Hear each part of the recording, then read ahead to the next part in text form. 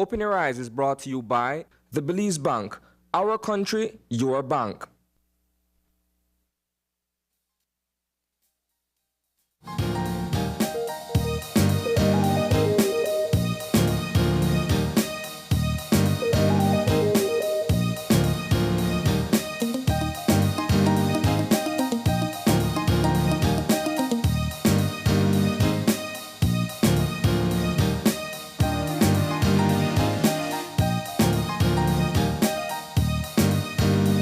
Good morning and welcome to Open Your Eyes. Start your morning, right? I am John Palacio. April Martinez. Good morning, Belize. Thank you for joining us this morning. Yes. It's a windy Wednesday morning. I my loved God. it. I loved it. Stand You outside like for the a wind week. like that? Yes, we not getting kind of wind at Belmont. Thank you. I'm sorry. We don't. I love Miss City, but we don't. And so whenever the opportunity of that lovely, nice sea breeze pass, you have to take in the moment. It's beautiful out there, April. I mean, Yeah. like, we've got this wind going on in the city, and I think from last night. It started from last night. I was up a little late, and I heard all the. I said, "Boy, the whole what's going on?" The whole yes, and when the wind cracked between the window and how that howl sung, and that was what I heard last night. Waking up this morning to the same thing, but nonetheless, April, we continue to say we are in a beautiful country, and I'm so glad that we could wake up to you this morning and vice versa. So. Tell me. What's the latest there, hon? What is buzzing on the news, John? Look, I'll tell you what, there's so many things buzzing on the news. I took a nice glance of what the newscast was like last night, watched it over last night, watched it over again today, and there's so many things we could actually talk about. There is the Benqueviejo, Sokots, and Sokots village situation that's brewing. Dispute, yes. But also, April, I feel that there are other things that I feel that we need to address as well. And I don't like venture off into the political stuff, but I feel like the Bolito thing needs some highlighting. And I think that's one of the things that's buzzing. The reason for that is because it affects the entire country. Everybody, And then and their dog buy Bolito. If your dog spin wrong twice, that's a double lot because they make two circles. So I feel like what's going on there is that, especially for the fact that it is a cash cow, because that's what it is. That is what it is. It's a cash cow. And the political factors see it as something to fight for. And so, I think that what we need is that we need an independent economist or somebody who really knows these things to actually come out to share with us, what the nitty-gritty of this situation is. I mean, for the time being, it's actually the contract, but there must be a reason why there's a fight for this contract. Yeah. I feel that it is because of the money. The Prime Minister ventured off to say that, within the 10 years slot, or for the contract of 10 years, it is a little over $500 million. That's half $1 billion within 10 years. Yeah. How many households could make $500,000 within 10 years. So these are the things that I feel that we need to venture off into. It is a buzzing story because the people need to know so that we better understand why there is a fight for this. Because to me, honestly, it just sounds like politics. We play Bolito and we don't really know where the money goes from, or where our money goes. Exactly, April. And that the purpose of why I am particularly interested in this newscast is not because I play Bolito, but because I never thought about it. I never thought about, well, when we get this money, how come you get the chance to win like $500,000 or almost $1 million or something like that? So it never really came into focus until now that this lawsuit is upon us. My problem with this entire thing is that the government has been trying to get a footing on all of the corrupted issues, the corrupted situations that they perceived as corrupt for the past 2 years that they took office. Yeah. And for the most part, they've lost a couple of their lawsuits. They lost their lawsuit with BTB. They lost their, not the BTB, sorry, when Madam Haylock, she decided to sue because they had wrongfully dismissed her before her time was up, right? And so all of these different lawsuits and so that are coming forward, I'm just afraid if this isn't handled in a very if delicate, it's not looked upon diligently, properly yes. taken into consideration, every single loophole that can come at you if you don't look at all of the language that is taking place, everything that how this contract is properly drafted, they could lose this lawsuit. And it's a 50-50 exactly chance. And that's the we scary have to part of pay. it. That's the scary part of it. And Right? it comes just like the super bond. Yes. With sums of around that particular area, $500 million. And so that's Yeah. the scary part of it. And April, there are a lot of people who feel exactly like you. I'm one of those people whereby you're so afraid to lose a lawsuit. But at the same time, you must look at the inequalities between these things. You must look at the line. So we can't not want to take this to court when we know, that there's so many loopholes within these things, and you might not be meeting, and this is what they're saying, you might not be meeting or adhering to your contract. It is for 10 years. You've been in there for 2 years, so you've got 8 years more. But at the same time now, you're not living up to these obligations, or you're not doing what you're supposed to do.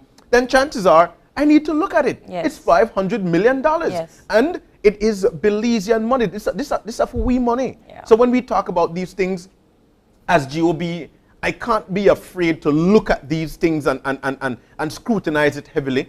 But at the same time, I need to look at it great, because if I lose this case, I like super bond, man. I personally, me, April, I take a little bit of, I'm reluctant to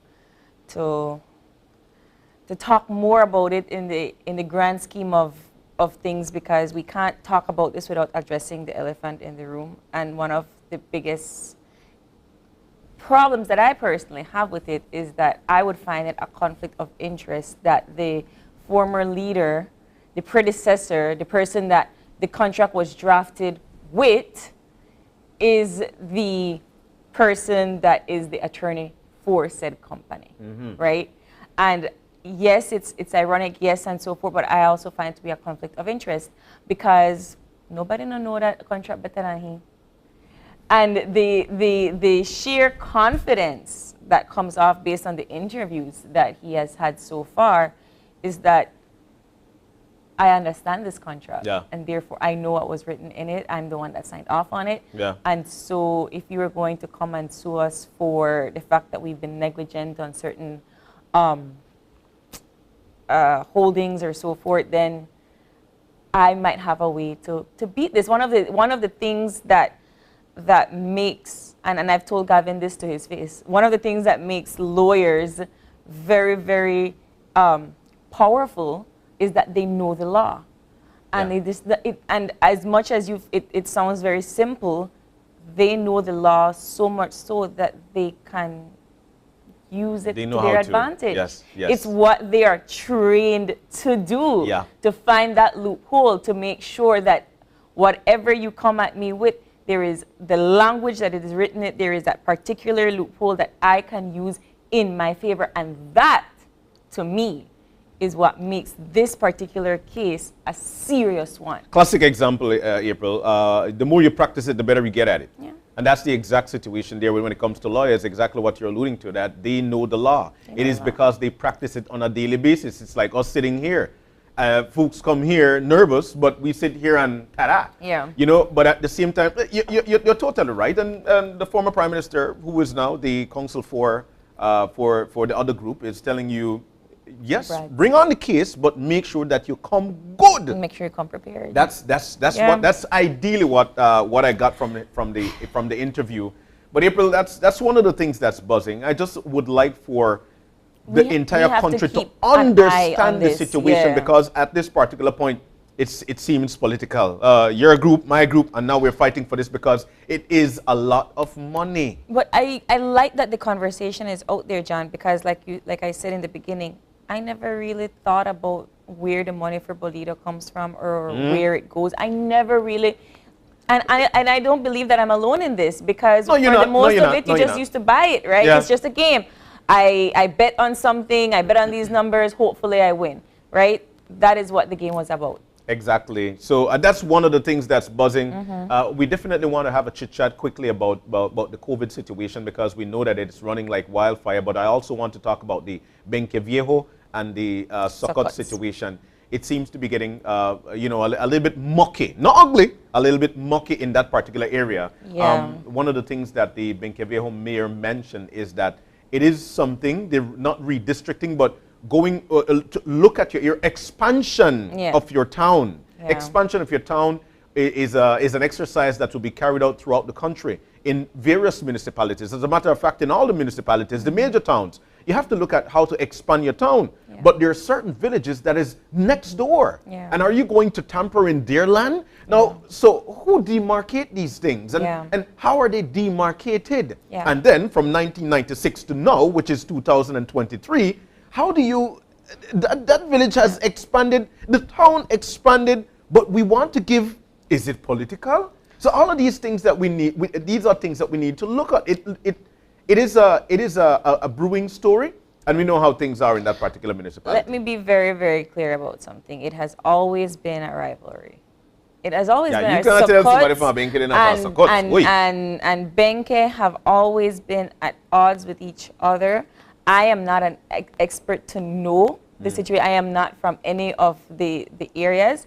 What I did understand about it was I kind of compared it to the situation like Belmopan, right? When we began to expound the boundaries of the city, we absorbed Mayamopan, Salvapan, San Martin, Las Flores, you know, to be able to engage with the communities that were in the outskirts and close enough that we could say, okay, they're officially part of Belmopan. That is what, Yeah. so when I had first heard about this story, that is kind of what I had initially thought was the problem. And then I said to myself, okay, eventually towns absorb villages, and once you expand and the population grows and, you know, your industrial system grows, of course you're going to need more land, and therefore you absorb the populations around you. But in this case, with Benke and Sokots, it is more of like a cultural rivalry than anything else, and it has a lot to do with, you know, and this is just based on what I understand, right? I can't say that I know. I'm not an expert or anything like that. It just, on the surface, based on the interviews, I've just gathered that it's more of a cultural, we are at odds with each other that way. And of course, it also comes back to wanting to have ownership of certain benefits, right? Sokots is right across the river from Sonantunich, which is, of course, one of the larger tourist sites in this country. Yeah. And I'm going to be very, very clear about something since we're talking about these Sonantunich and perhaps why people feel like that's the reason why they want the land and so forth, because they've made it clear that they don't really care to have the land, right? They're just talking about expanding the borders. But Sonantunich doesn't just belong to Sokots. Sonantunich is catered and taken care of by the National Institute of Culture and History. It is something for the government. It is for the people. It is for the people. So Sokots does not solely benefit from Sonantunich. Let's just make that abundantly clear. But it's just the clout, I suppose, of having that within your boundaries as well is good for the town, right? It's good for the village. It's within their village, and so therefore they feel that that ownership, like, hey, this is ours. It's right here in front of us, and we want to benefit more from this because this is where the tourists come. I also believe that it could go a step further to see that Sokots takes a lot of ownership in their heritage roots. They take a lot of ownership in their indigenous roots and so forth. And it's definitely something that I see Benke now trying to do. But it's always been, personally, it's always been a cultural situation. Okay. Benke is over there, Sokots is over here. We don't infringe on your land, you don't infringe on mine. But that is the long and short of the situation. It is a situation that we will continue to look at.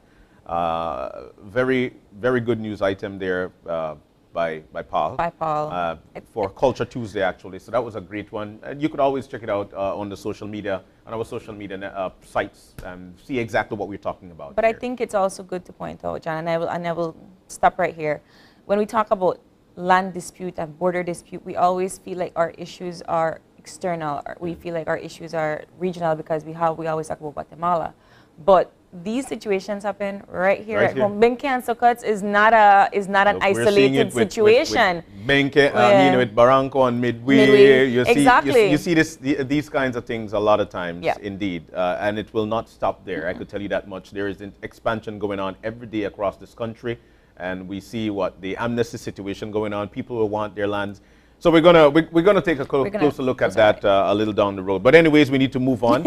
And finally, April, of what's buzzing, because we need to move on really quick, is the COVID-19 situation. We know that at this particular point, we're seeing numbers rising, and a lot of people are everywhere. There is nowhere in sight of a lockdown or nothing No, of we had of asked sort. the minister But and at he this said particular no. point, what we need to do is that we need to continue to take heed as much as possible as Belizeans, because the situation is actually starting to seem to get out of hand. Yeah, yeah. So There we are need no to look at that. regulations, you know. If you take public transportation, you wear a mask, you don't, it's an closed off space. You know, there are no masks. People are squinged like sardines in certain places. So, and people are traveling every day for work now. People right? are traveling We're back in yes. face to face. Students are back face to face. Everything is Everything is face-to-face. now back face to face. Yes. It seems like it's normal Yeah. now. That's the like we're back to normal. Normal. And there are people losing their lives at this particular point. We are hearing word of somebody who had passed away from COVID-19. It's not reported as yet, but these are what we're hearing at this particular point. And it is something that we want to pay keen attention to, because we're traveling around, we're moving around like it's 2019. Like it no longer exists. And please remember, for our viewers out there, there has been no declaration that we are no longer in a pandemic. Please take consideration of We that. are in a China pandemic. opened their borders, and that was it. People went out and spread the virus like crazy. Now they're clamoring Now for they're clamoring to try again. and get people back in house.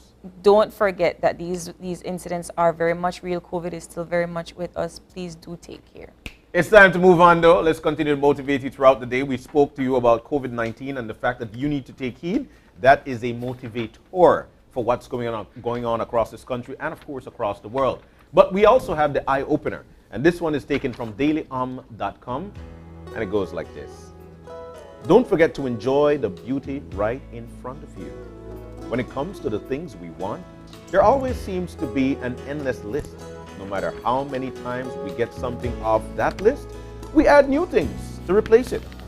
Now in life, this drama of wanting and getting and wanting is always of the dance.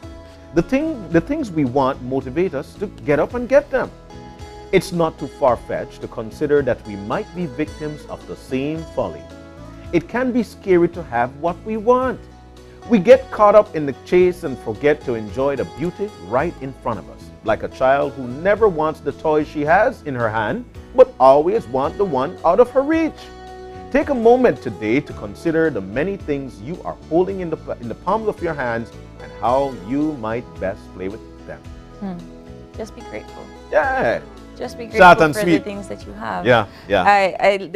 The line that got to me says, like a child who never wants a toy she has in her hand, but always the one just out Always of her reach. the one out of reach. You know, you have something that does it. To me, it always comes back to, you know, when every time we have phone upgrade, Yeah. and you just get the latest one and then you upgrade again. So you want so that. you want that one. Listen, there are 8 billion people on this planet, and out of the 8 billion, one good half of them don't even have access to electricity and Yeah. phone. Yeah. Please be grateful for the Grateful fact that for you're what you've able got. to have that. Grateful for what Yeah. you I love it. That's a great way to sum it up. Indeed, be grateful for what you have. What we've got in the city right now, April, is a windy start to the day. Yes. That's what we've got. And Sea so breeze. far, we've spoken about it Yeah. because I'm grateful for the wind that I'm we've got grateful going for on. that too. And you know, you make mention that Listen, now I could diss my city. You can't. Good. And so it's all about being grateful. And I like that. I really and truly like that, because today would be Wednesday, Grateful Wednesdays. Ooh. You know, I really and truly like that. But let's see what's going to happen throughout the next few days. We've got the forecaster on the line. Chief, Good morning. Good morning. how are you, sir? I'm doing good, thank you. Excellent, excellent. We got to understand that you've got one of the big Lascos in Ladyville, and that's what's blowing all the wind across the city. Is that so, sir? Not really. The wind isn't coming from Leaderville at all. Oh, really? Okay, then. So let's talk about it. The general situation, what should we expect? Okay, we can expect mainly fair weather today. And then tonight and tomorrow, some changes come as a cold front approaches our area. Oui. And the 24-hour forecast? Okay, for today, then, we can expect mostly sunny skies with little or no rain, except for isolated thunderstorms developing inland this afternoon and evening. Tonight, skies will become cloudy with a few showers or light rain over most areas, and that's later in the night, and also the chance for an isolated thunderstorm. All right, and let's talk about the winds then, because it blew very hard. All right. Okay, winds today will be from the east to southeast, 10 to 20 knots with higher gusts. Seas moderate, becoming rough at times, and we have a small craft caution. By tonight, the winds will decrease. All right, but it's not common that we get winds from the southeast. What's going on?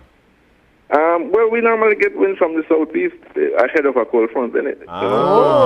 There we Before a go. cold front, the wind goes southeast. All right, there we go. So let's talk about the temperatures then. A lot of wind, so it's going to be cool. Not exactly. The air isn't cool. We're going to get highs of 86 along the coast, 91 inland, and 76 up in the mountains. All right. And all right, so that's highs and lows there. So let's talk about the extended forecast. Okay, that was only the highs. The lows tonight, 75 along the coast, 68 inland, 64 up in the mountains. And the outlook for Thursday and Thursday night, we are expecting cloudy skies tomorrow with some showers or light rain over most areas, along with isolated thunderstorms. All right, and let's talk about those watches, warnings, advisories, please. All right, so what we have today is a small craft caution, right? That's it. We have nothing else. And like I said, the winds should decrease by tonight. Chief, thank you. Thank Appreciate you so it. much. You're welcome, sir. Enjoy the wind. All right, so let's get on into it, man. So now you know exactly what to expect. Cold front. Yeah, that's some good news, you know, cold front. But going into the weekend, cold front. But anyways, we've got a packed one lineup for you. We've got actually 4 segments for today. I love these 4 segment days, you know, tight conversations. We'll be kicking things off by none other than George Lovell, UDP aspirant candidate for Belmopan, who'll be talking to us about his plans for Belmopan. And following that conversation, we'll be having the representatives from UNESCO, and they will be joining us to talk about the 2023 International Program for the Development of Communication. So if you're somebody interested in media or in the media, this is a good program for you to pay attention to. All right, and then that will be followed by International Customs Day. Now, how do they celebrate International Customs Day? We'll have some folks in to tell us how they do that and why they do it. And wrapping things up, we'll be talking, it's all about the Belize City Council Super Sale Valentine's Day edition. And of course, whenever Erin and Melisha are in the studio, it's all jam-packed with all sorts of activities and so on. So you don't want to miss that conversation either. So it's going to be a great morning. Like we mentioned, it's a great day to be great. And the conversations will be great. You want to stick around. We'll be right back.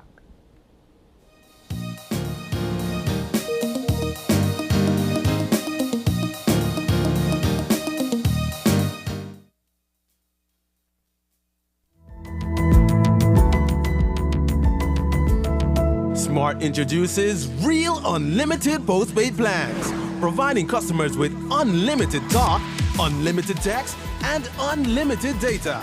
Now that's a real great deal. With Smart Plus, Share 1 and 2, and Enterprise 1 and 2 plans, you can talk as much as you want, text as much as you want, and for the first time ever in Belize, you can enjoy unlimited data with your postpaid plan. So come in and sign up for an unlimited postpaid plan and enjoy limitless possibilities. In addition, other plans such as the Flex Junior, Choice, and Select have been boosted with a lot more talk, text, and data, providing you with the best value for your budget. Be unlimited with Smart. It's time to power your dollar with Smart. Communicate, collaborate, and improve your efficiency with Dell. At Cellular World, we carry a full line of Dell's innovative equipment, including high-performance desktop computers backed up by a 3-year warranty, Latitude notebooks, monitors, docking stations, keyboards, laptop bags, and other accessories. If you're shopping for your home or office, we have the Dell products for you. Dell has the machines to help you get in the game. Browse online and never miss a beat with your business. Visit us at any of our Cellular World branches in Belize City, Belmopan, and San Pedro, or shop with us online. Cellular World. Low prices, more choices.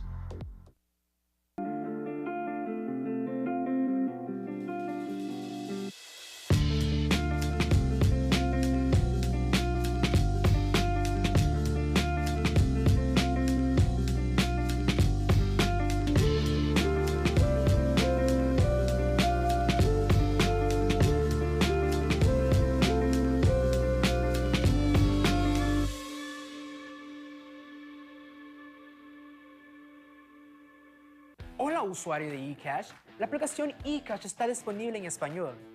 Cambiar el idioma de tu aplicación de eCash de inglés a español es rápido y sencillo. Déjame mostrarte cómo se hace. Primero, abre tu aplicación eCash. Introduce tu PIN. Toca el icono More en la parte inferior de tu pantalla. Selecciona Security. Selecciona Language. Y luego selecciona Spanish. Vuelve a introducir tu PIN y ya está. Tu aplicación de eCash está ahora en español y puedes seguir disfrutando de tu cartera digital eCash. La aplicación eCash de Belize Bank te hace la vida más fácil. There are 3 categories to choose from: budget, economy, Island Lux. Try our services today and earn loyalty points on each ride to get cashback deals on your next ride, or sign up to be a Medriva driver. Just be sure to have your police record on hand. Transportation services at your fingertips. Download the app today. Medriva, opening doors to new opportunities.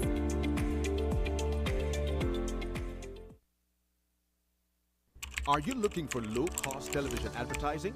Have we got a deal for you? Advertise on Channel 5's Daily Classifieds. Channel 5's Daily Classifieds is one of the most effective methods for introducing yourself and your business to the community. Use our Daily Classifieds to recruit employees, promote specials, promote your products or services, promote a business opportunity, increase traffic to your website, and advertise items you have for sale. Let us help you to save valuable time and money. Call us today at 280-0013 or visit us at our offices on Coney Drive to discuss how we can help your business grow affordably. Channel 5 Daily Classifieds. Advertise today.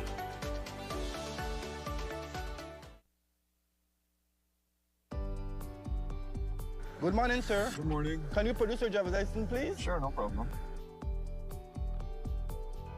Okay, Mr. Vernon, it's valid. Yep. Mr. Vernon, did you know your insurance will be up tomorrow? Oh, really? Make sure you try to update your policy, please. Thanks so much for the heads up. Babe, can you please renew my policy?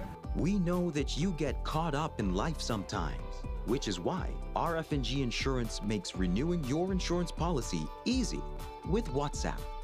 Just WhatsApp the words "Get Started" to 670-8700. We will prompt you to select the service you are interested in, select the service, and answer a few simple questions. An RF&G representative will process your request and follow up with you when your transaction is completed.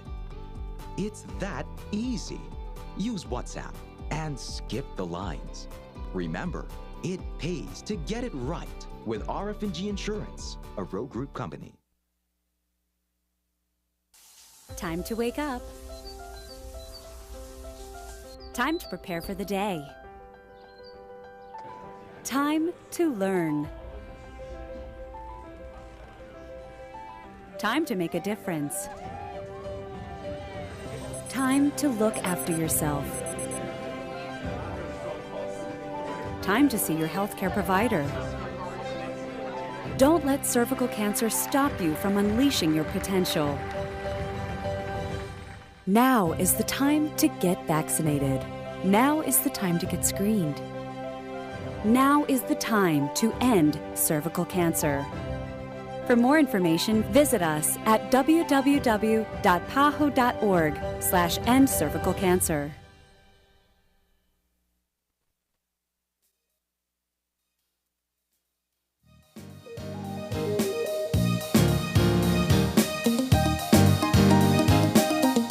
Welcome back, and we're moving now into our first segment for the morning. And like we mentioned, we've got 4 wonderful segments lined up for you. As a matter of fact, we'll be kicking things off with UDP candidate for Belmopan, the Garden City. Now we know how things are in Belmopan. We know that there are 3 persons vying for that particular seat or candidacy there in the Garden City, Belmopan, and 3 strong candidates as well. Now in to tell us, or in to do his campaign to try to get you to jump on the train is none other than Colonel George Lovell, who is an aspiring candidate for the UDP seat there in Belmopan within the UDP. Good morning, sir. Good morning. And welcome. Good morning, Jan. Good morning, April. I am very pleased to be here this morning to have this conversation on my candidacy. I've got to say, your vibrancy, like it. I love your I love the outfit. Wow! Yes. Thank you. It's so nice to have you in. It's so nice to have you in. But let's talk about yourself, Colonel George Lovell, whereby we know you as a CEO. Yes. We know you as somebody who has been leading, within a ministry. But people might not know you as a politician. And why would you want to put your candidacy in there? Let's talk about you so we get to know you first. John, everyone looked at me and said, what happened? How comes you jump into this mess, they would say. And I look at them and I say, man, can't you see what's happening around us? Mm-hmm. We can't allow our country to continue to go down this route that it's going, especially not Belmopan. You know, and there are a number of things that actually cause me to decide I just cannot just sit on the fence and criticize everything that is happening. Know that I have all this energy, all this experience, all this time to contribute to the development of my community and don't do anything about it. And so I had to get involved. I was compelled to get involved. As a matter of fact, I have young children. As white as the beard may appear and everything else, there are young Lovells who are there, who lives in Belmopan and who have vested interest there. And I cannot sit by idly and see the kind of degradation of our society, especially as it relates to security, an area that I am very much qualified to deal with. And so I had to get involved. The other thing is, people said, well, why the UDP? We need to have a viable opposition in order to strike a balance within our governance system. We can't just have a strong government and a very weak opposition. We need to have good people in there so that we can have that balance, so that the people at the end of the day can get the kind of leadership within their within Belize and within Belmopan, especially as we go forward. And that's the reason why I have decided to join the UDP. What separates you from the other aspiring candidates that are running? What makes George Lovell stand out? First of all, George Lovell has over 41 plus years of service to the government and people of Belize, and has been in a number of different areas. I started off initially at NEMO in 1979, and I was a colonel when I retired from the Belize Defense Force. I joined the Belize Defense Force in 1984, rose to the rank of colonel, retired in 2005. I was at the National Emergency Management Organization, NEMO. I was the head of NEMO up until 2008. In 2008, I became CEO in the Ministry of Public Utilities, Communication and National Emergency Management. In 2010, when we had the gang problem in Belize, they brought in Senator Doug Singh to lead that ministry. I was made the CEO for that Ministry of Police and Public Safety. In 2012, when the government took a second term in office, I was the CEO for national security, and it goes on and on and on So up until. needless to say, you have up until, tons of experience yes, in these fields. 2020 when I retired. Yeah. But it is not just the experience that separates me from the others. If you look at my history, my record, you will see, and I hate to do this because it would seem as if though I am blowing my own whistle. But I guess that's probably That's what I what have to do. campaigns are, right? Campaigns Yeah. are a part of politics. Yes, indeed. And when you look at what caused the UDP to be where they are in 2020 when we went to the polls, it is because of people have lost trust in them. They thought that there was a perception of them being corrupt. May be real or otherwise, but the perception was there.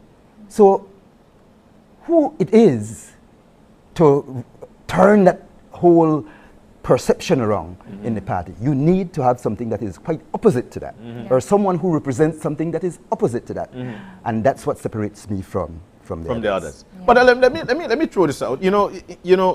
Well-rounded, and most know, but by the older folks, or those who that what? How much percent of this country are youth? The youth population of this country. In Belmopan, 72.2% is below the age of 35. So there we go. So these are the people that you'll need to have the buy into. Yes. How do you tend to get this, knowing that you've got these strong guys who are actually running against you, and then you've got the juggernaut of John Saldivar? How do you do this? Listen, age for me is just a figure. You say you're a young picnic. To start with. Yes. I actually get out there every Tuesdays and Thursdays, and I'm on my bike with the young ones, doing 30, 40, 50 miles, whichever amount of miles they need. So there's nothing that George Lovell... Don't make the white beard fool you. Don't let those white beards fool you. I can tell you that I have more energy than any of my competitors. And you could put us to the test if that's what you want. But that's not about them. It's not about... There are a number of issues that I would like for us to look at, because at the end of the day, it is the issues. Yeah. I think I have had sufficient time for people to know exactly who George Lovell is within the Belmopan constituents. And they're the ones that I really need to appeal to. Yeah. The young people, they are the ones that are dear to my heart. And they are dear to my heart because they are, as you rightly mentioned, those are the majority within our small population. 72.2%, when you look at the statistics, the data that the Statistical Institute has, the 2010 data, and I crunched the numbers and everything else. We have about, at this time, around 2020, just over 22,665 population in Belmopan. Yeah. And 72.2% of those are below the age of 35. Which is youth. Yeah. So we are, and I believe you're over 35, we are, are you? I'm not. You are not. But I am. I am. And I guess you are. I am. John, we are the minority. But there are several things that we need to address. And this is just one of the issues that the people and I will have to look at and see how best we can move forward. We will have some youth in my team after the 6th of February, when I am the standard bearer going forward. We will have a youth branch in all these 7 areas who will help to guide George Lovell, because it's not going to be a George Lovell show alone. So the youth will not be left out. As a matter of fact, they are a very integral part of the kind of structure that I will have going forward. I can tell you that what I intend to do is to have a relationship with the residents and people of Belmopan. That relationship is one that will start not when I get in office, but the moment I am made standard bearer on the 6th of, well, it will be on the 5th, when we have the convention. But on the 6th, the Monday, I start hitting the ground running, putting together my team, having that relationship with the people. I will be in and out of their homes. The ones that I haven't had an opportunity to get in, we'll have a lot of conversation. We will look at the issues, and I have a lot of ideas. I can tell you, security being one, the young population who doesn't have the kind of opportunity that they need to go forward. All those spaces, those green spaces that we're not utilizing, that we need to utilize, those are ideas that I have, but it's not just George Lovell's ideas, it's ideas that will be pushed out there, and I will have to then listen to what the people really want, because I can't come thinking that you want a big stadium when all you wanted was just a football field. Yeah. Yeah, So but I hear you there, I hear you there, but it sounds like you're campaigning for general elections. You still need to try and gain the trust and the vote of the delegates of the UDP on the 5th of February. Yes. How are you going to do this? Don't you feel at this particular point that you are, or in fact, let me ask you this. What are your thoughts and feelings going into this convention, knowing that you need to try and gain the trust of the delegates of Belmopan? It's not delegates. I want to just make this right. It's not delegates. This is an open convention. Okay. Number one. And I have been in the homes, and man, the kind of reception I'm getting, the kind of feeling I'm getting from majority of the homes that I've visited, I feel good about this. Because they're the ones who, at the end of the day, will put their ex beside George Lovell's name and make him the standard bearer for Belmopan. And so I feel very good about this. While you are saying that I was talking more about a general election, these are the issues that these people have. They are concerned that, especially around the periphery, that they don't have water, they don't have electricity, they don't have access road, and they don't even have internet services. Imagine, when we had COVID, no fault of any government or anyone in 2020, we had to abide by the social distancing and all these good sort of protocols that they had. And there were children who couldn't really participate in classrooms activities because it was done virtually. And they sometimes had to, especially in the periphery, go to friends and families' homes to try, and sometimes they're at your gate trying to get a drop so that they could get some work done. I can tell you that these, in my mind, are low-hanging fruits that we can do. How much does it cost for us to have a hotspot? In certain areas, $250 could give you some good internet. Good internet within particular areas. Yes, and you could have had these in several areas where you didn't have to lean on any government or anyone. You could have got private sectors, public sector, people who would want to sponsor these things, and let them sponsor an area for an entire year. And those children would have been able to cope with the others who are privileged to have these things in their homes.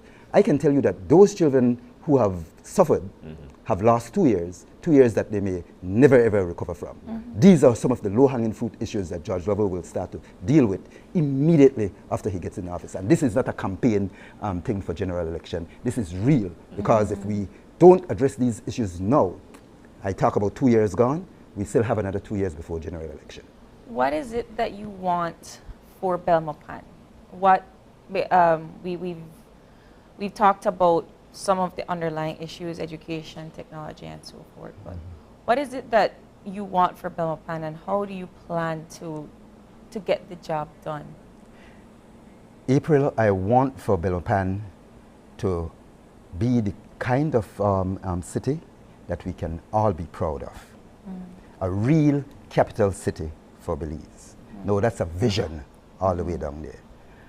But this can only be had when we have a relationship between standard bearers, area representative, the community, the private sector, the business community, all of us. Because we have to work together to get to that point. It will not be a standard bearer or an area rep or a George Lovell who will miraculously put everything on his shoulder and run with it. It has to be a collective effort. So my vision, as I said, is for us to be that capital city that really represents this country for Belmopan. So when you talk about commerce, when you talk about all these sporting activities and things that we need to do on an international level, I want to see all that happening in Belmopan. It may be all the way down the road, maybe a pie in the sky, but at least it's something that we can work towards. We need to have a plan to do that, though, and that plan has to be inclusive. It's not just a plan that will just be a George Lovell put something out there and think that he can run with it in 5 years' time, because it's not going to happen. It might be a long-term plan that we need to have buy-in from the government, the opposition, and everyone else to move forward. Of course, and I think that's the feel of a lot of politicians, whereby they feel that this is putting a bag on your back and then say, this is what I'm going to do. It must be collective. It has to be with everybody. Yes. But I also want to throw out, while it's collective, you actually have the backing of the leader of the opposition at this particular point. What are your thoughts on that? I mean, how do you feel about that? I feel great about it. And I would have liked to have other leaders within the party follow suit. This has nothing to do with the party leader and myself. It's not a quick pro quo kind of arrangement. So what is it? I didn't really ask him to do. He saw, looking at, and there are, I can show you ads that he had presented. He believed, and he rightly believes so, that I am the best choice at this time to change that image for the Belizeans, for Belmopan, and for the United Democratic Party, from us being a corrupt society to that of a society that one can say we have a great deal of integrity. But where's the trust factor there? And I've got to see this because once the leader of the opposition was actually backing John Saldivar. Yes. And then now he's actually switching to you. Aren't you afraid that maybe, hey, I don't think George Level will do it. Let me go to Emil. What is the trust factor there? None at all. He went publicly. If you could look at what the leader did, he went publicly and he said, vote for anyone except John Saldivar. That's the first thing he did. And then he went further to say, okay, the person who at this time is best suited for Belmopan is George Lovell. As a matter of fact, I have some of the tapes here that we can put it out if we so choose, to see exactly what the leader has said. And he didn't mince word. He was not really getting over himself. What he did, he said clearly the reason why he can no longer support a John Saldivar. And he did, and say clearly why he can no longer say that Emil Torres is as equally the person as a George Lovell. He was clear in making those distinctions and what have you. And so it is clear. Has nothing to do with George Lovell and the party leader being on the same team. And I admire what he did, and I appeal to all others who believe likewise that George Lovell is the candidate to come publicly and say so, because Belmopan deserves better. I've got to laud your bravery, and I'm lauding this because you actually are on a record and are on tapes saying that the past administration was a failed one, yet you're a part of it. Yes. Why do you say this, and what do you mean? What I meant, and I need to make this quite clear, there are lots of great things that the UDP had done in their 13 years of being in office. In the latter part, they have failed the people. And that's the reason why at the 2020 polls, the people decided that you need to be out. And that's the failure that I talk about.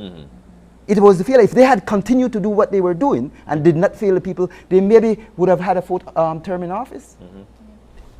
They failed the people. So you are coming in with new ideas and a new way to basically reconstruct a past UDP. It's not just me. Right. I need to have at least 15 others like myself so that we can form the next government. Because it's 31 constituencies. You need to have 16 seats to form the government. That's what I'm hoping. I am hoping that people will look at this, because there will be lots of eyes on Belmopan convention. People who are good people, and there are many of them out there. People who may have thought about it, but had looked at this whole thing and said, this is not the right time. We will have to wait until this settles. We will wait until the UDP get their act together, and then we will join. I want to let people know that you need to come on board to help to get the UDP act together.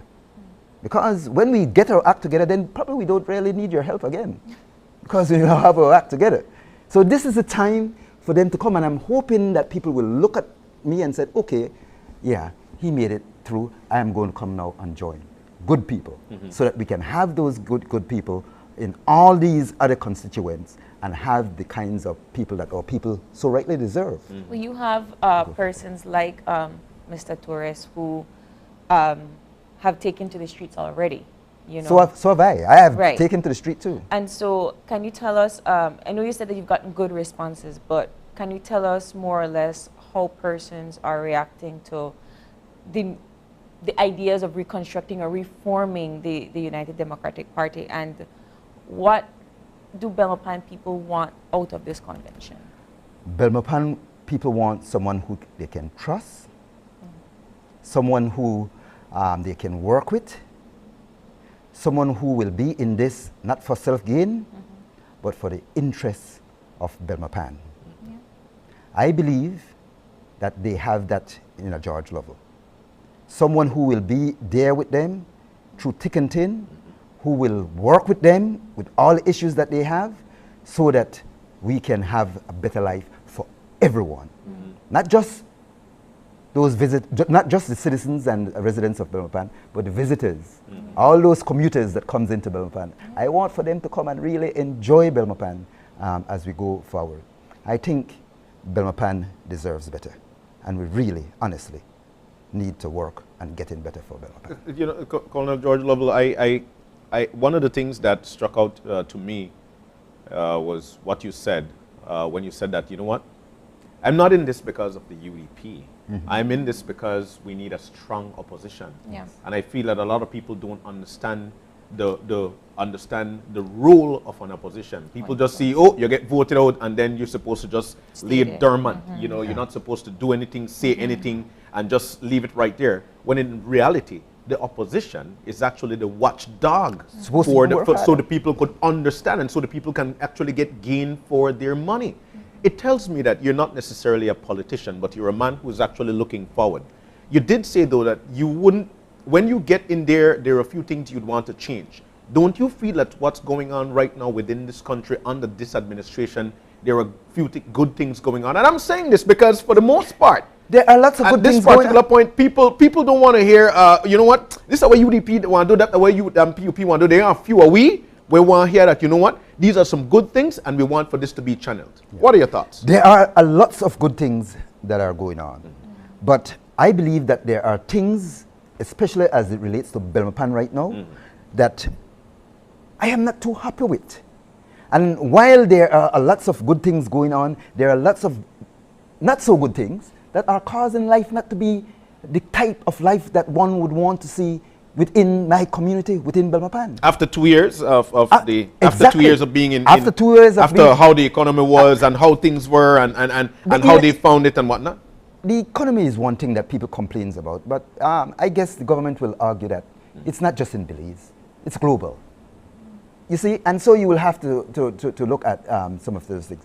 But it's not just that. I can tell you that the issues that I see that after 2 years that the government has been in office that they are not really addressing to my liking is that of making the community stay at the standards that it was or even getting better.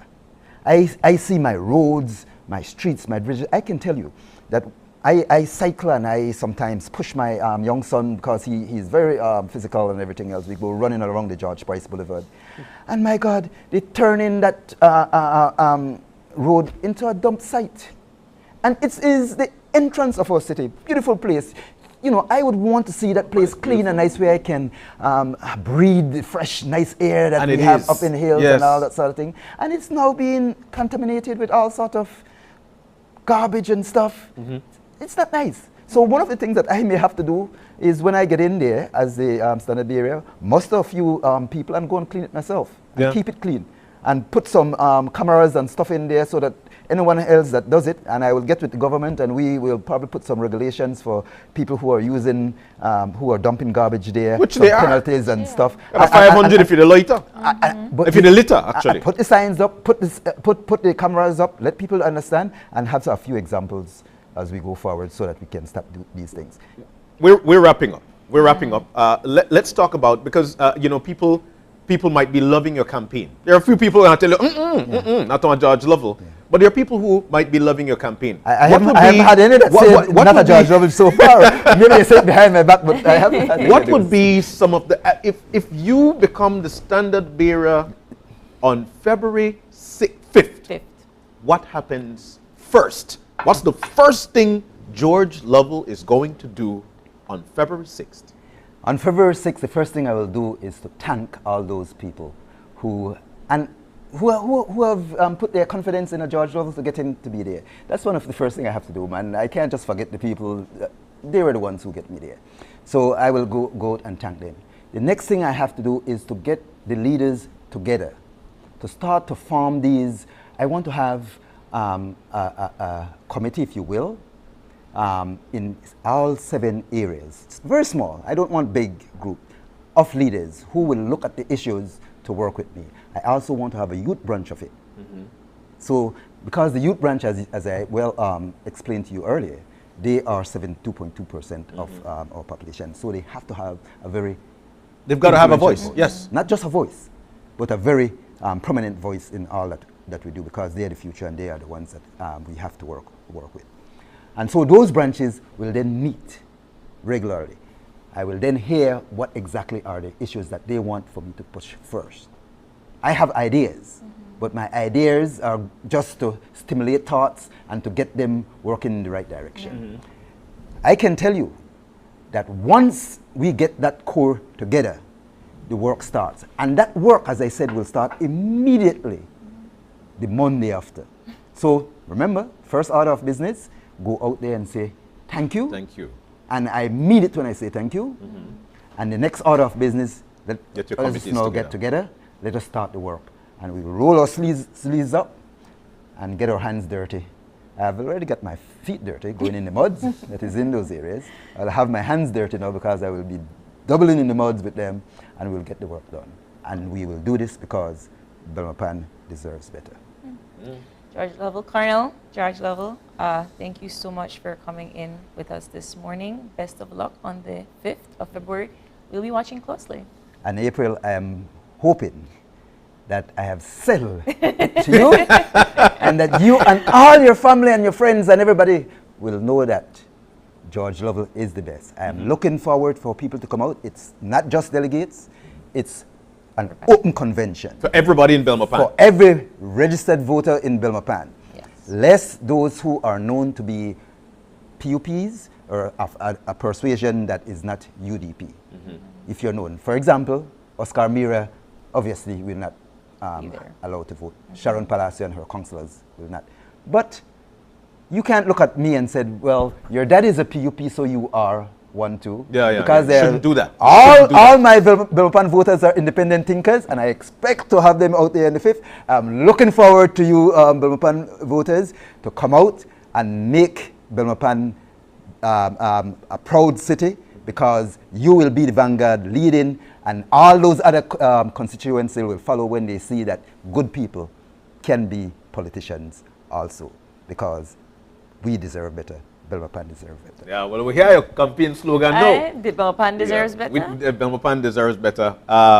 Thank you Colonel so much. George Lovell, it was a great time having the conversation with you. We thank you so very much. And of course, we wish you the best of luck.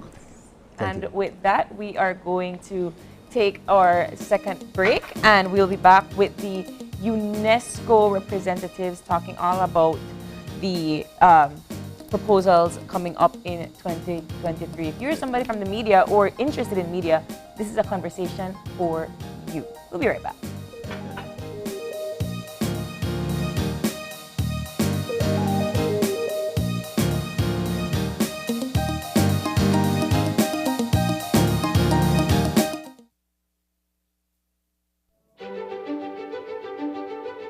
Technology is ubiquitous, and it's transforming how, when, and where we work. Fulltech Systems is placing award-winning devices in the hands of information workers, allowing them to work without compromise in a world without wires, to innovate, create, and to maximize productivity anytime, anywhere, satisfying the needs of the desk-centric remote and field worker and every other worker in between. We are providing the industry's best devices to businesses going through the process of digital transformation. Partner with us today to provide the solutions that will allow your employees to work effectively and efficiently to enhance your customers' experience.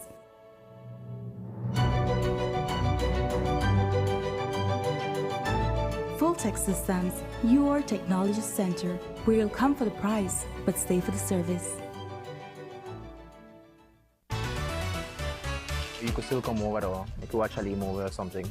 Oh my God, I can't believe this happened. Under the bed or in the closet, which one? I got 3 boys. I need them to be better men than me. I mean, better men than we. Please don't go wind up. Who has stopped me? Hello? Hello? Who has stopped me? Which one? For We Family Season 2 begins January 26 at 8 p.m. on Channel 5 and on News 5 Live's Facebook page. Brought to you by the National Commission for Families and Children in collaboration with the National Parenting Task Force and UNICEF.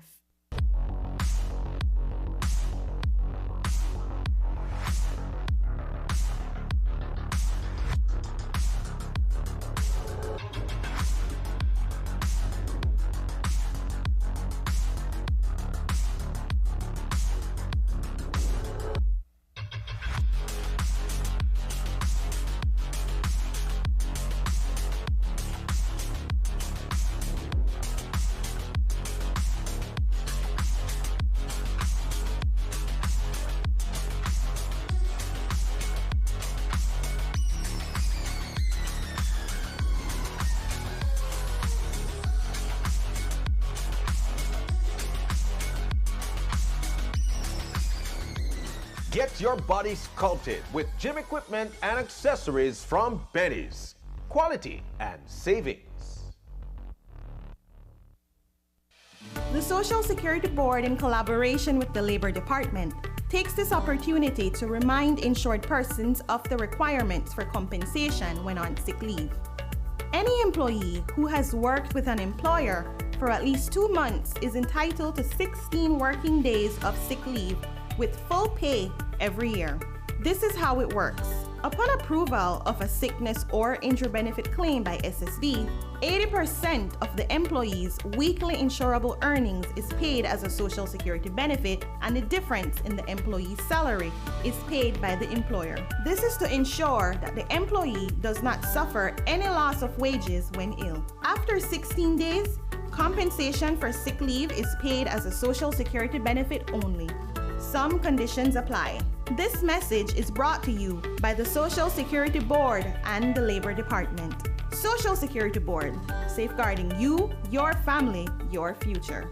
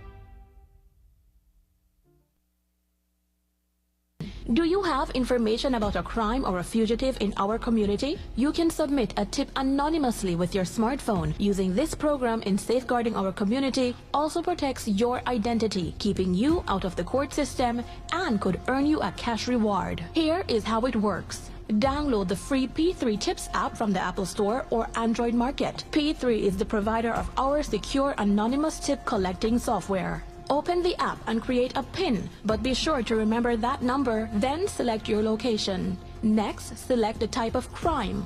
When submitting a tip, be as specific as possible. If you have a picture, video, or audio that will help officers, you can upload them from your phone. Information leading to an arrest can earn you a cash reward of up to $1,000. Once your tip is submitted, you'll be given a tip ID and password. Check back if your tip leads to an arrest. You'll be told how much you were rewarded and how to anonymously collect your cash.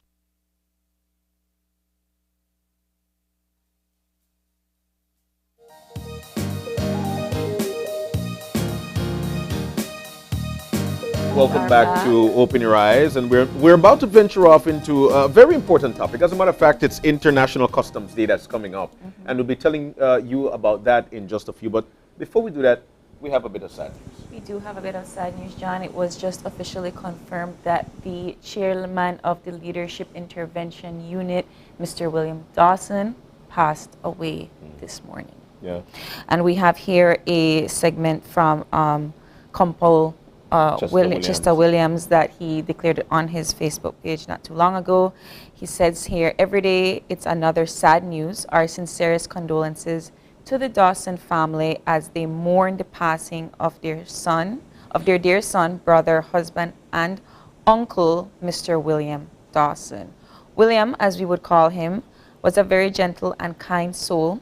He was the head of our Leadership Intervention Unit, which contributed significantly to the stemming of gang violence on the streets of Belize City. He worked tirelessly with the at-risk youth to guide them away from the destructive gang path. He never watched the clock. Once something happens, no matter the time of the day or the night, he is sure to respond. And you know what, John? We have had the pleasure of knowing Mr. William. He was here on the show. He came to the Father's Day special that we had. Such a good man. Good guy. You know, and it is a loss not just for the LIU, but for the entire community, because he was venturing on into doing great things. He was, you know, I could do some reflection on him. He stood up for what he believed in the Belizean youth. Yes. Not only in Belize City, but across this country.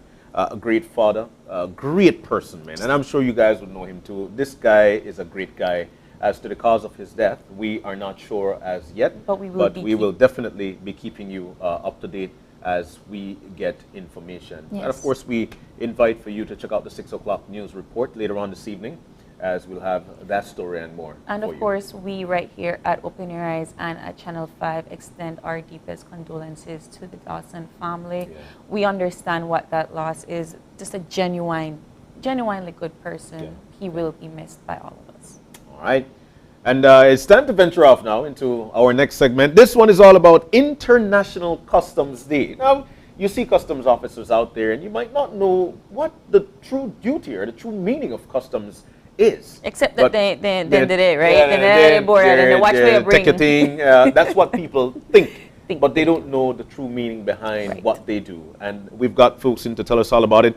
Tenille Pereira is in with us. She's a Custom Officer 2 Training Unit. We've got Giovanni Zib to my left here. He's a Custom Examiner 1 Risk Management Unit. And my brother, Joel Gentle, Customs Examiner 2 at Airport Passenger Control. Guys, good morning and welcome. Good morning. And I need to appreciate the fact that they all are wearing their uniforms, but they all represent different units and departments within the customs department. Exactly. Right? So already just by the different titles, there's a training unit, there's a risk management unit, there's an airport unit, and therefore there's more to them than meets the eye. Good morning, ladies. So good morning again, and let's jump on into it, man. Let's talk about customs. International Customs Day is upon us.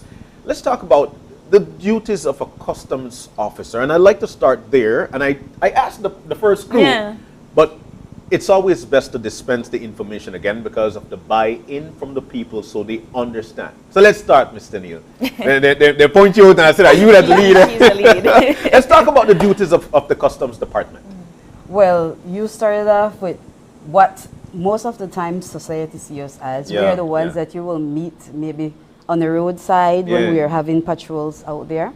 We are the one that you will meet at the border points. And people usually see us as the one that is digging up in their bags, that is taking away their stuff, and that is charging them for God knows what. Yes, yes. But our responsibility is to collect the revenue.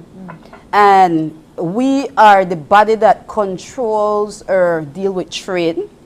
We're a branch from WCO, which is the World Customs Organization. They were created in 1952 on the 26th of January. Wow. So it's their anniversary that we celebrate, and this year is the 70th year for them. They first celebrated International Customs Day in 1953. And so now we're continuing to celebrate it every year. But most of the time people look at us, and the thing is that they are not aware of what we do, and that is why there is this stigma against us. Yes. But if they understand that we are just there to collect duties and taxes, and those duties are taxes is what pay the teachers, they pay the doctors, they build the streets, it's for infrastructure, it's for the hospitals.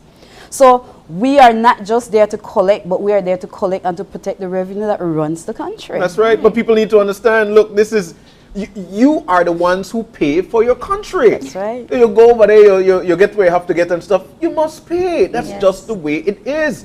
But let's talk about the various units. Now, let's get to Giovanni. Giovanni, Customer Examiner 1, Risk Management Unit. Talk to us about your unit and what you guys do. All right, so Customs has evolved throughout the years, and at this stage, we're at a technological stage, so everything is technology. So my work is mostly computer works, data analytics and statistics, and it has changed from just being a customs officer who just open bags and charge duty, you know. It gets more technical, so the elevation of training is always constant, the capacity building at all levels from junior to senior, you know, and this year's theme is nurturing the next generation.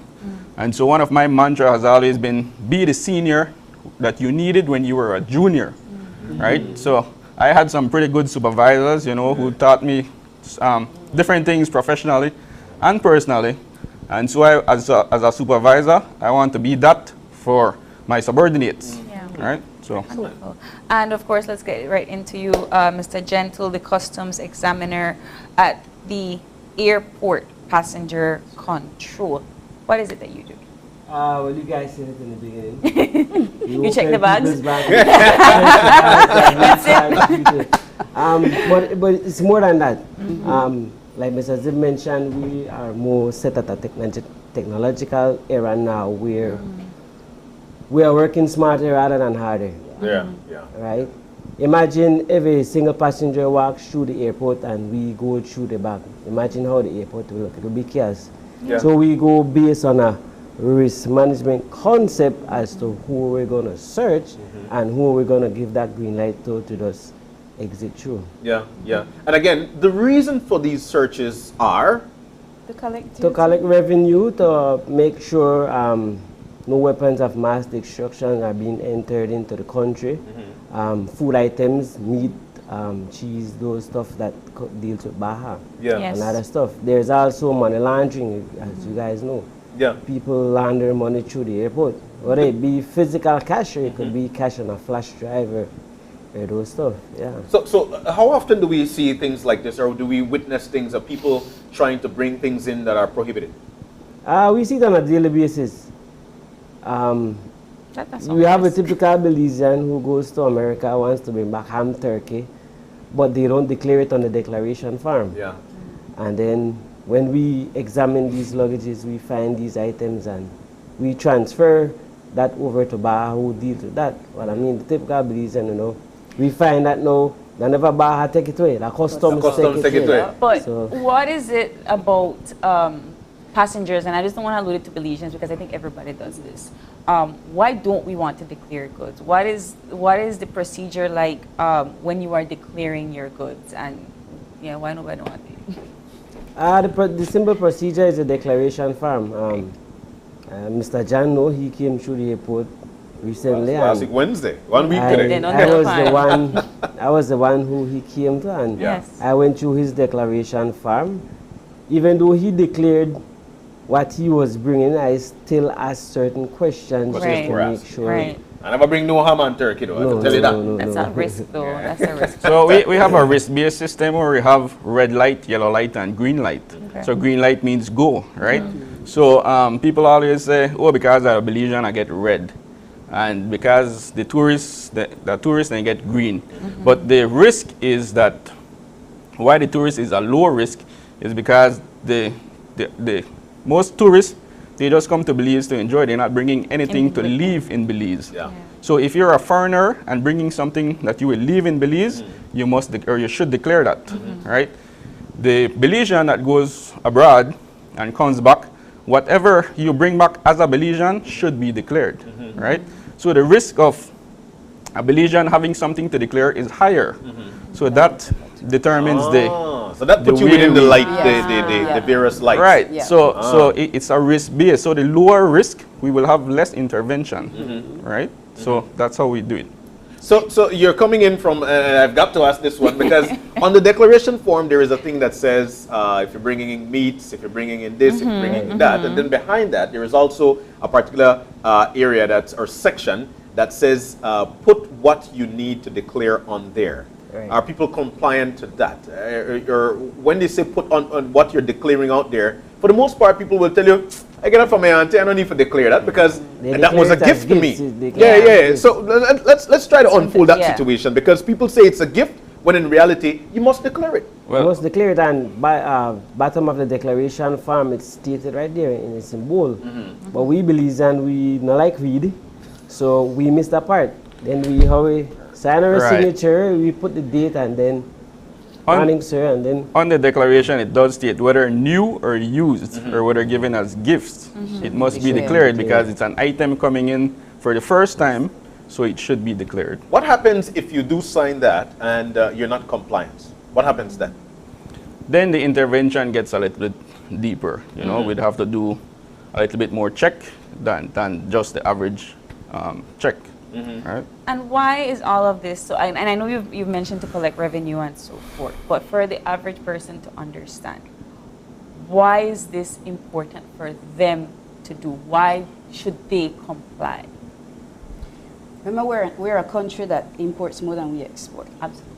So most of our revenue is going out of the country. If we continue to import more than we export, think about where we will be 3, 4, 5 generations from now. Right. Where will the revenue be? We won't exist, or we won't be able to stand.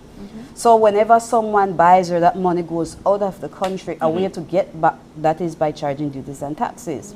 But everyone has an exemption as a Belizean. As a Belizean, if you're coming through the airport twice a year, you're allowed to spend $200. Anything more than that, then you're charged duties. So if you went out and maybe you just went maybe on a training or something, you only spend $100, you won't be charged. That's within your exemption. Now if you have spent more than 100 US, then they will take out, let's say you spent $300, they will take out 100 US from that, and they will charge you on the difference, which is 200 US. And then depend on what it is that you're bringing in your bag. So the reason to check the bag also is to ensure what you're importing, because depending upon what you're importing will determine the different rates. They're from 0 to 100%. And the different item that you bring determine the rate that you will pay. So it is crucial for the person there to identify your value. That's why the declaration and the declaration of your value, and to identify what it is that you're bringing in.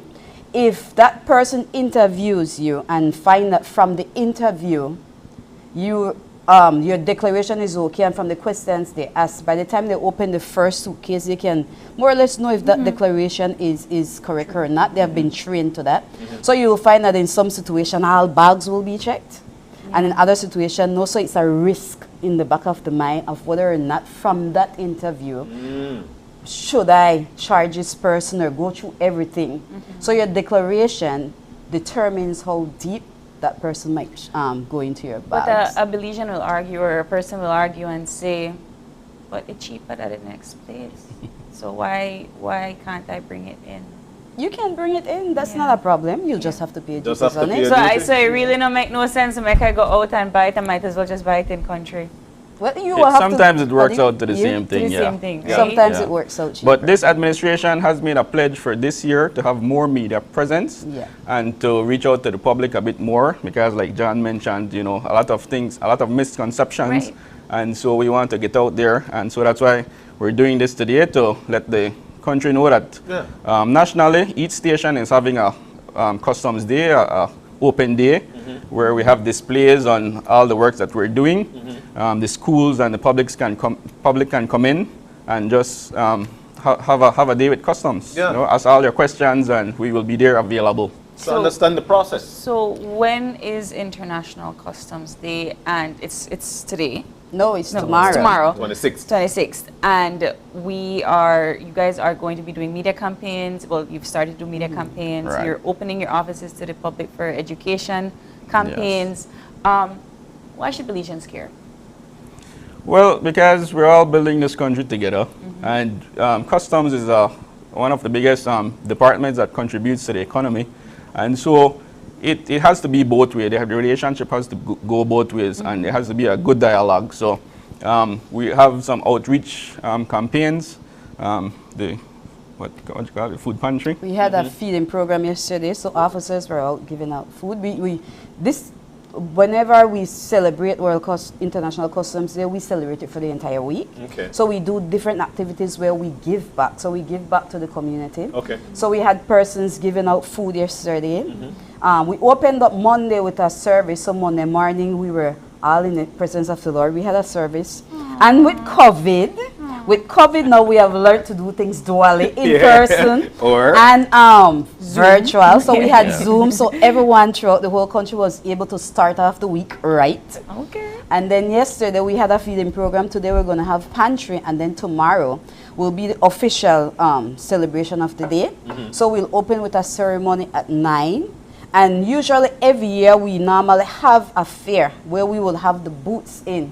But with the theme this year, which is nurturing the next generation, promoting knowledge sharing and professional pride in customs, we decided to look on it in a different manner. So rather than bringing people in, we're going to go to the schools. Oh, that's beautiful. We have recognized that in the past, the only time we attend the schools or go to the schools are when we are called in to do career day. And that's about it.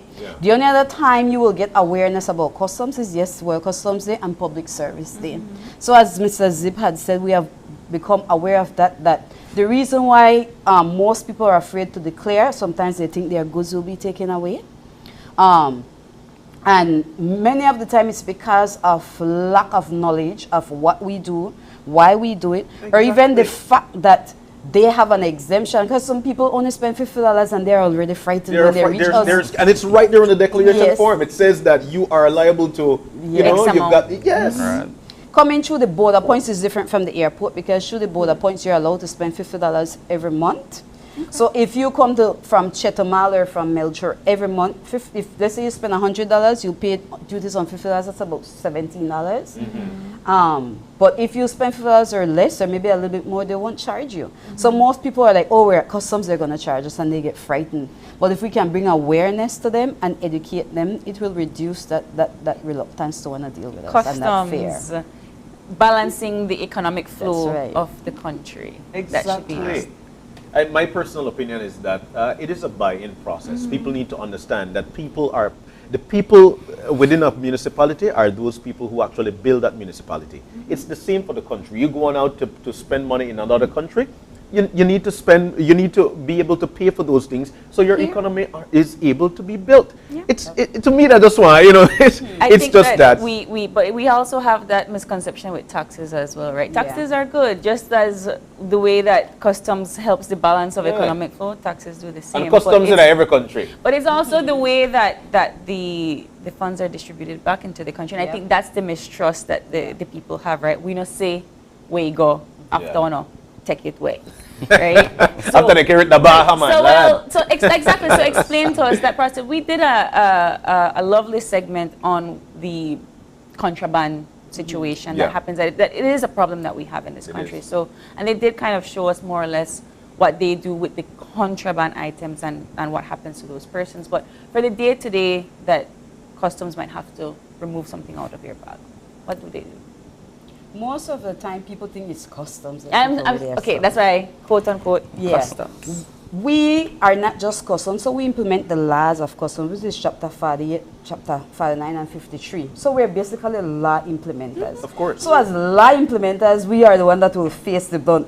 So you know they send the messenger, and the messenger they will kill. So we're the messenger. So besides our duties, our laws, we also represent all the other departments. So we do agency duties for them. So anything outside the normal duties and taxes are us being the eyes for everyone else. So when it comes to goods that are taken away, they're because of, they are restricted or they're prohibited. Yeah. Prohibited would mean that it cannot come in any at all. So any type of drugs, those cannot come in. Restricted means it simply requires a license or a permit to enter in. Yeah. And all those license and permit are on behalf of other agencies, but just because we're the one there that will be seeing those goods, we're the one that implements their laws. So if you are bringing fruits, you're bringing vegetables, those, remember we produce fruits and vegetables, and also those are they can affect your health because then fruits and vegetables bring in different animals and pests. So it's us being the eyes for Baja. So you will find sometimes when we're at the border point, the custom officer might go in your bag seat and they might take it out, or they might send you to the Baja office. So if the Baja personnel is not there at the moment, then we will represent Baja. Yeah. If not, then we will call upon Baja or send you to that Baja office. And sometimes we prefer doing that because then they won't say customs took it away. Yeah. They will hear Baja, but even then they will sometimes still say it's us because we directed them to Baja. But that's the perception. You're totally right. But we also know that customs are actually going with respect to technology. No, they're trying to make it as quick as possible in terms of applying for your license or get the permit that you need to bring in the stuff that you need. I think that's the situation now, right? Right. We do have a customs website, and you can go there and get a lot of information. There's a tariff page which shows you the rate of basically all items that you would import, and it tells you whether it's going to be 5%, 20%, or whatever. Right? We have some different links, and so I encourage everyone to check out the site. It's www.customs.gov.bz. All right. So International Customs Day, the 26th of January. Tomorrow. You already begun from Monday. Is there anything else, anything special that you're wrapping things up tomorrow or Friday?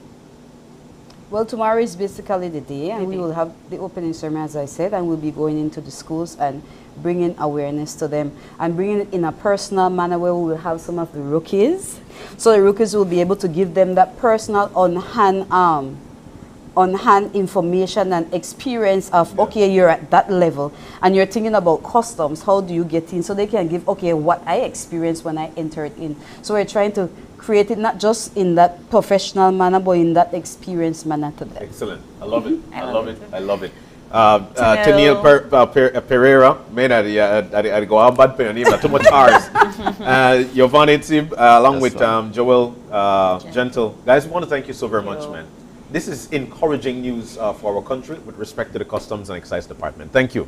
And thank you for having us as well. And with that, we're going to take another break, and it's all about the super sale. On a super sale, then have a super sale. Like Valentine, I know. Valentine super sale. But of course, we'll have the folks from the Belize City Council to tell us a lot more about the super sale. We'll be right back. Stay tuned.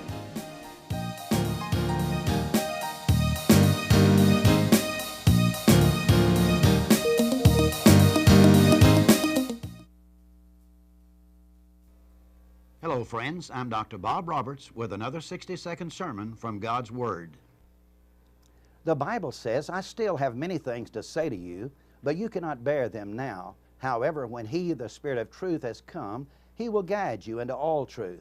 One of the most encouraging things we learn from the life of Jesus is that while we do not know what tomorrow holds, we know who holds tomorrow. For the fear of the future, Jesus promises the Holy Spirit will guide us, comfort us, and be our constant companion. We may not see Him with the naked eye, but He is with us and guiding us. Years ago, there seemed to be an ancient custom among the native Indians that when a young boy would reach a certain age, that he would be carried out into the woods to have to spend the night alone. With only a bow and arrow, the night was spent in fear of being attacked by the wild animals. He would remain awake all night, watching and listening to guard off an attack. However, with a break of day and the rising of the sun, he would soon discover that his father had been hiding behind a tree all night, protecting him, even when he thought he was alone. In life, we often feel that we're alone, only to later find that Jesus was there with us all through the darkness, protecting us. Trust Him, and He will not only give you life, but He will give you light for your journey. Today's 60-second sermon has been presented by Christian Foundations of Faith in cooperation with the Baptist churches in your area. Belize City, after a 3-year hiatus, Old Capital Sports and Digi brings you the return of Friday Night Lights. Going down this Friday, January 27, inside the Belize Civic Center. This matchup features the boys from Culture Capital, making their way to come face your high-octane, high-flying, sharp-shooting Digi Belize City Defender. Come and witness Mr. Clutch David Daly, Michael Boogie Soul, and the return of the Talladega Tornado, Mr. Nigel Jones, represent for the city as they start their journey to the first BEBL Championship. Tip-off is at 9 p.m. But come before 8:45 and get a chance to win $200 in cash. Superstar Belizean artist Yal Salia will be singing the national anthem. The official after party goes down at Shisha 8 Lounge. It's the start of the BEBL, formerly NEBL, starring your Belize City Defenders. Happening this Friday, January 27, inside the Belize Civic Center. Sponsored by Digi, Muy Uno, 123 Vegetable Oil, Honorable Anthony Mahler, The Tavern, Body 2000, Premier Charters and Tours, and Mars Rental.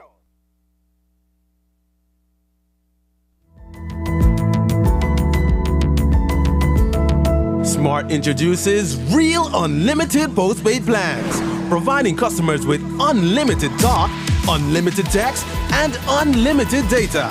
Now that's a real great deal.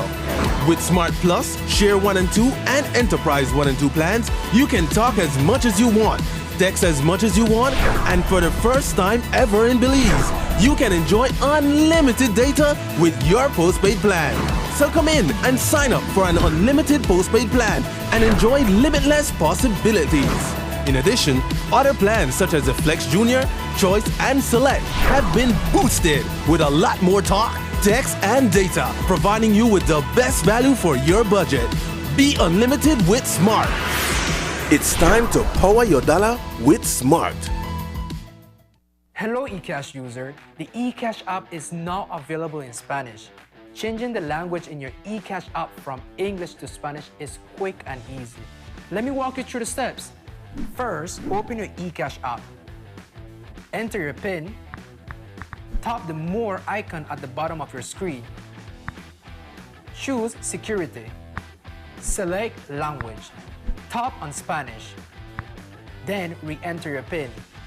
And that's it! Your eCash app is now in Spanish, and you can continue to enjoy your eCash digital wallet. Belize Bank's eCash app makes life easier. Do you have information about a crime or a fugitive in our community? You can submit a tip anonymously with your smartphone. Using this program in safeguarding our community also protects your identity, keeping you out of the court system, and could earn you a cash reward. Here is how it works. Download the free P3 Tips app from the Apple Store or Android Market. P3 is the provider of our secure anonymous tip collecting software. Open the app and create a PIN, but be sure to remember that number, then select your location. Next, select the type of crime. When submitting a tip, be as specific as possible. If you have a picture, video, or audio that will help officers, you can upload them from your phone. Information leading to an arrest can earn you a cash reward of up to $1,000. Once your tip is submitted, you'll be given a tip ID and password. Check back if your tip leads to an arrest. You'll be told how much you were rewarded and how to anonymously collect your cash.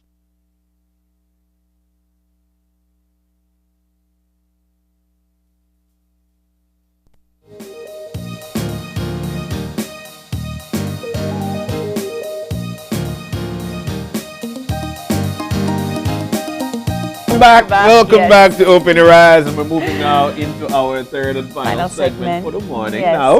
This one is all about the big Valentine's Super Sale, actually Valentine edition. But the Belize City Council have been doing this thing called the Super Sale.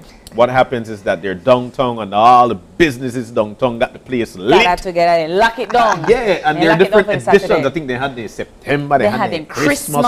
Now the Valentine. But we've got the pros in to tell us all about it. Erin Garnett, Communications Manager at the Belize City Council, and Melissa McDougall, LED Manager. Yes. Yeah, at Belize City Council. When I hear LED, I think bulb. Right? Yeah. But I think what LED lights. Local economic development. Local economic development. Small business. Let's get it right. Local economic development manager. Right? One of my favorite things to talk about, because it is important for people to understand that we need to develop our economy, and we're doing that locally. Love it. So guys, good morning and welcome. Good morning. And thank you for having us today. So we're introducing our very first Super Sale of 2023. Oh, As you know, this is something that we have started in 2018 and really have not stopped. It's something that we've been very committed to, like everything we do. And honestly, we're not planning on stopping anytime soon. I We're don't gonna think keep the bringing the community Super wants you Sale to stop. It's something that residents look forward to know. It's something that the business community look forward to know. They're calling, when is the next one? We always have an answer for that, by the way. So this is our Valentine edition. So it's our love edition. And when we say Valentine, we just don't mean romantic love. We're talking love in family, love in friendship, love in the community. So we're spreading love for this edition. And love in prices. Yes, love spreading in love with the prices. discounts as well. Of course, it's the Super Sale. So that's the basis of it. Right. So in addition to getting some great discounts, it's the perfect opportunity to buy that perfect Valentine gift for a friend, for your loved ones, for your child, whatever it may be. Every year you all do this and you step it up a yes, notch, that's right? really the trick. No two Super Sales is Are the the exact same. same. So we have different editions. So obviously we have special Valentine features, which makes it different from every other Super Sale that we've done. So tell us some about some of the Valentine features. Mel is very excited about this one we worked on this year. The reason I am so excited is only because there is a cake competition. There's a cake Best Valentine cake. For amateur bakers, we've already had a few sign-ups, so we are excited about that. So that's a super awesome feature. I'm a baker, which is why I'm excited. But it really, I think that segment of it will really bring beautiful taste. That additional. And then talent, I mean, the talent is, I can't wait to see it, honestly. I'm begging to be a judge so that we can. But I appreciate that, because I feel that sometimes we would think about doing these competitions and we say, well, maybe nobody knows sign up. Or, so I appreciate that they buy in and the response has been great. So are they going to be doing this at the Super Sale? This is the first one, so they're going to bring it prepared. We're looking at skill, of course, probably some popularity from the people that are watching them. We're excited to see some really great Valentine design that's really bringing the love feeling. And the first prize is going to be $500. The second is going to be $250. So it's going to be a very fun activity. Either way you win, because, you know, thinking about it cost efficiently for me. $250, that's, I mean, come on, that you'll come out. Make a profit. Long time to come up. I'm telling you. You know, I am so prideful of this Super Sale, and I feel that the reason for it to never be scrapped is because it is very successful. Let's talk about the success of this. How do you gauge the success of a Super Sale? Is it because of the amount of people that comes out there, the amount of businesses, the amount of profit? Well, how do we gauge this? The way that we gauge this, obviously we're looking at some foot traffic. Super Sale is always extremely crowded. Really? And that's what I'm looking for. But the main thing that we look to hear is when we call back our vendors after the Super Sale and they say, I sold out, I made new clients. That is how we really gauge the success of this event. And the clients and the customers, what are they saying? Well, we actually have people on the ground with their tablets, and we have a survey that we actually do. So we do a full walkthrough. For the people that are attending Super Yes, for Sale. people that are attending. So we actually get real-time feedback all the time. And they tell us what they want to see next time or what they like this time. Even the vendors actually tell us how they want to be represented the next time around. So we try to tweak which is why no super sale is the same. When let's talk about the vendors a little bit, just because I know that it's a mesh of corporate and it's a mesh of MSME, mom and pop businesses and so forth. When you guys first began the super sale, you started with a cohort of about 50 or 80, right? 25. About 20 businesses. Right? Very small. And now it is, done block off the whole street. Yeah. Right? Take up Every all super space. sale now is over 100 businesses Wow. participating. So, okay, and that was going to be my question. So when you are planning for your next super sale, do they have to contact you within a certain period of time so that they get their slot? How does that work? Obviously, we try to encourage early sign up, but if someone signs up 2 days before the super sale, really need a business opportunity, we won't tell that local vendor that they cannot participate in our super sale. We will find a space. And you know the list expands over 100 vendors, but we still don't account for the vendors that actually come the day for a spot, because that happens too. On the spot Every sometimes. single super sale, we have to find about maybe 10 spaces for somebody. Gal Mish make a know where you got down so. Gal Mel make a know where you got down so. So it works. So what we normally do is do a full walkthrough of the entire street so that we can allocate for everyone that is normally there.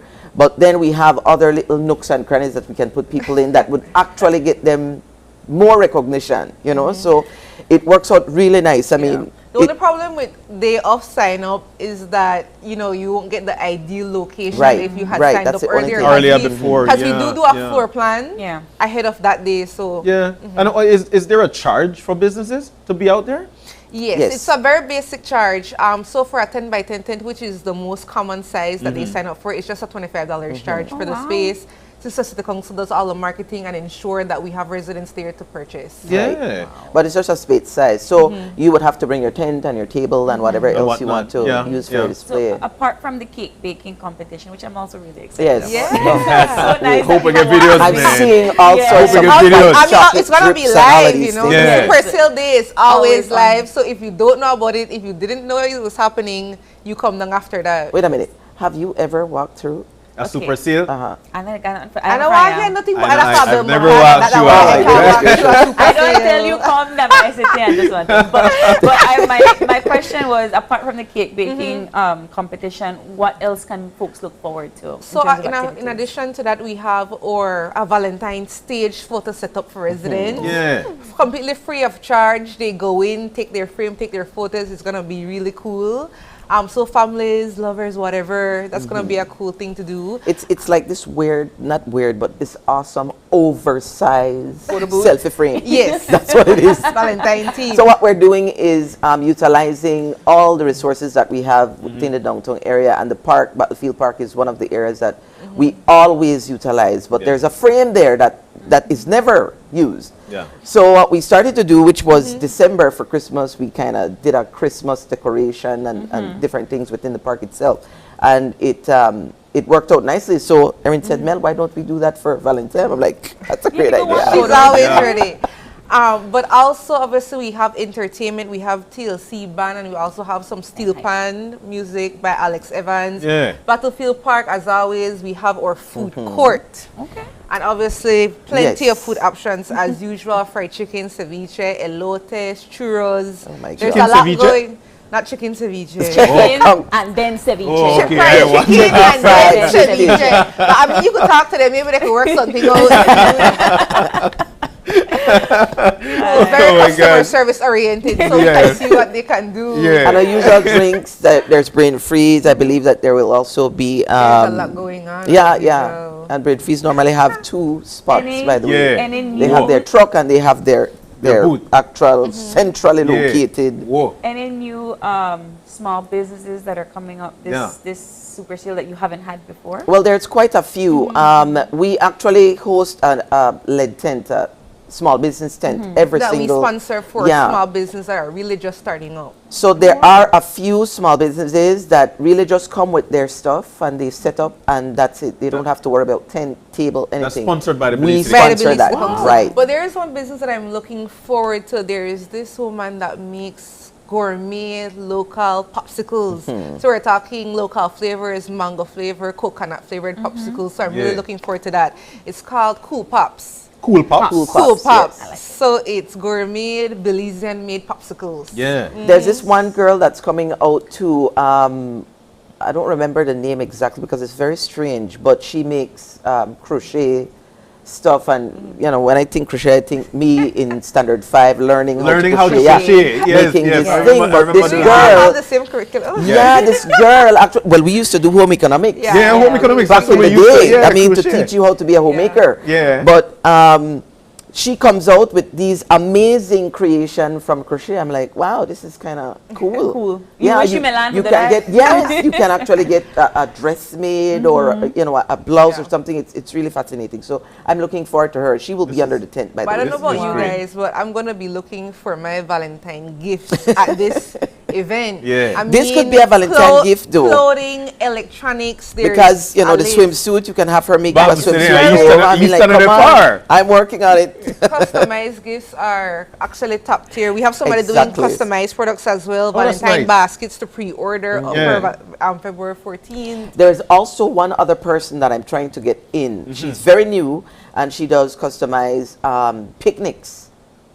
So, I mean, I spoke to her yesterday. I was like, my goodness gracious, you have to come out. And I was telling her my excitement, and she was sitting there like, seriously? Picnics, like picnic baskets? She was completely floored just because I was more excited about her business than she was.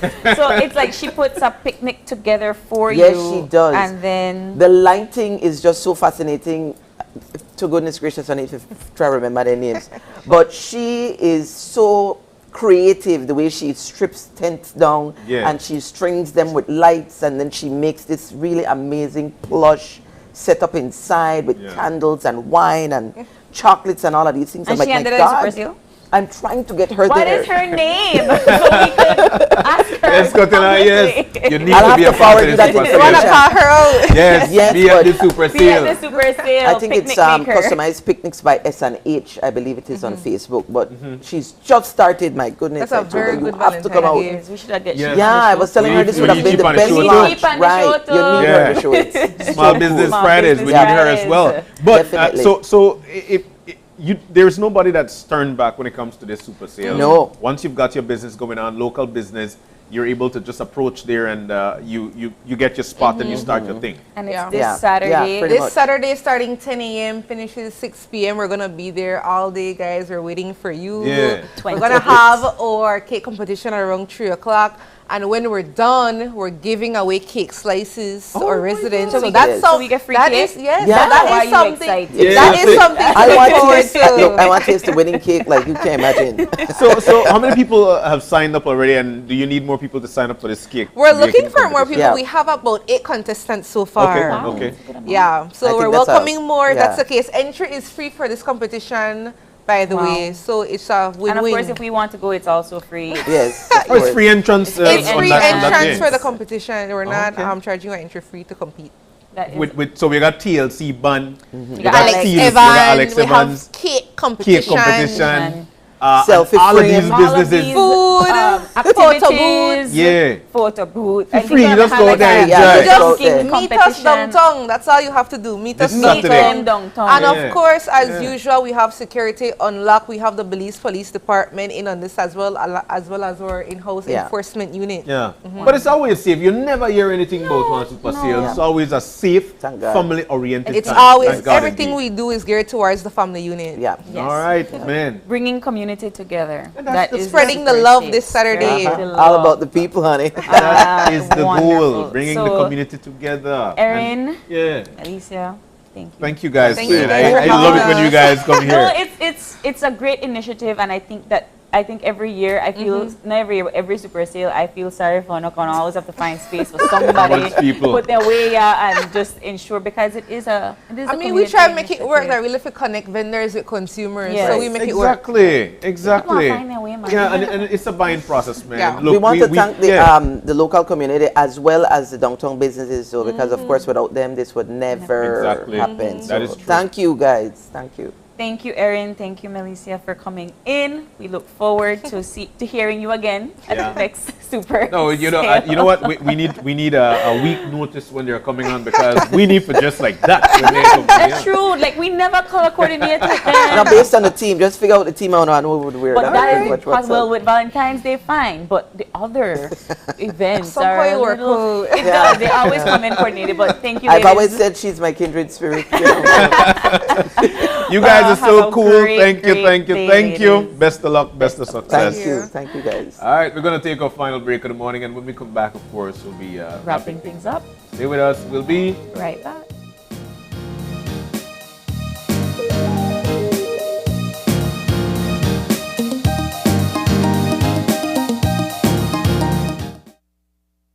Your life just got a lot less complicated with Belize Bank Contactless MasterCard Debit Card. Introducing our Standard Debit and MasterCard Platinum Debit Cards. Now you can make purchases anywhere MasterCard is accepted with one tap, pay and go. Your contactless card never has to leave your hands, especially in these times. And your card is embedded with multiple layers of security. Platinum card holders get to enjoy extra benefits like price protection, purchase protection, trip inconvenience, and luggage protection, just to name a few. Start enjoying a cashless lifestyle today with the Belize Bank. Welcome to Design Depot, home of GE Appliances. Welcome. GE Appliances are designed, manufactured, and tested for real life with long-lasting performance, which makes it a trusted brand amongst builders and homeowners. Design Depot has a wide range of GE appliances such as washers, dryers, refrigerators, ranges, microwaves, and much more. Manage your daily chores more efficiently with GE Appliances. Good things for life. Available at Design Depot. All in one place.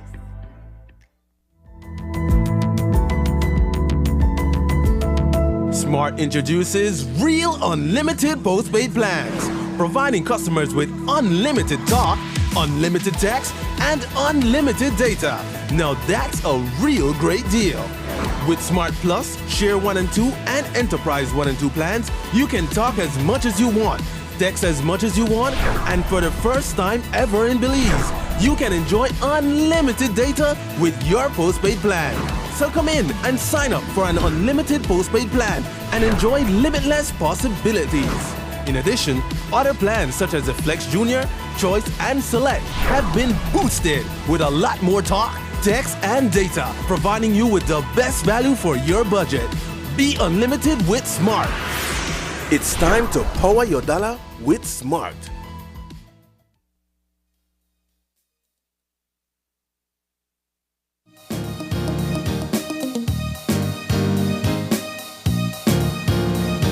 Welcome back.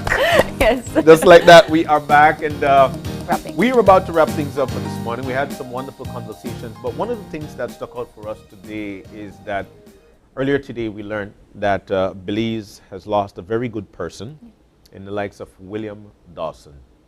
You've seen William Dawson many times on this show. Yes. He was the director of the Leadership Intervention Unit chairman, of of the Belize Police Department. Having such passion for the rehabilitation of the youth population of this city, more so the city actually, but of course for the entire country. We learned today that he has passed away.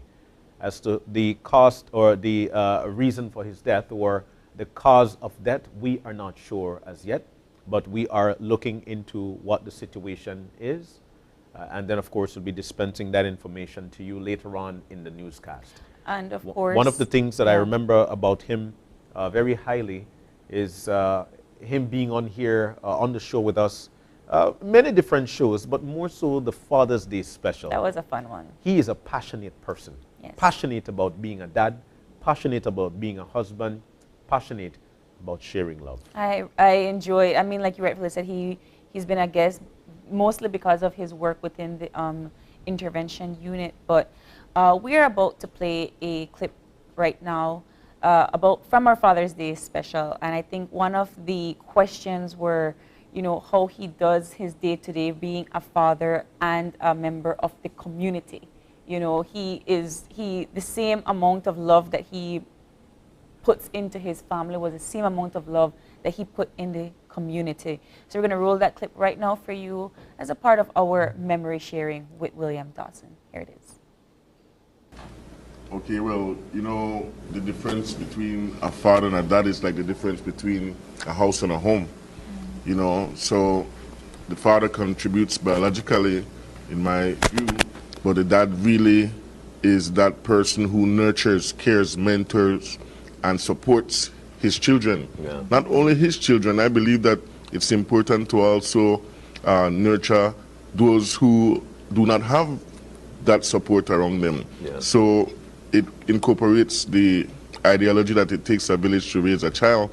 And so as a dad, it's important for me to be able to spot that young man or that young woman who might need that type of support from a dad.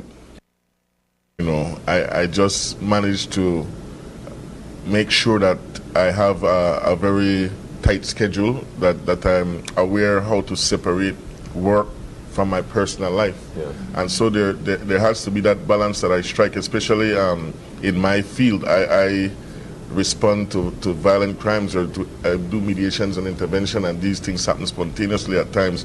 So when I do get the opportunity, I make sure that when I plug in with my family, it's just about them. Yeah. And so I'm happy that I also have a very supportive wife who also works 7 days a week.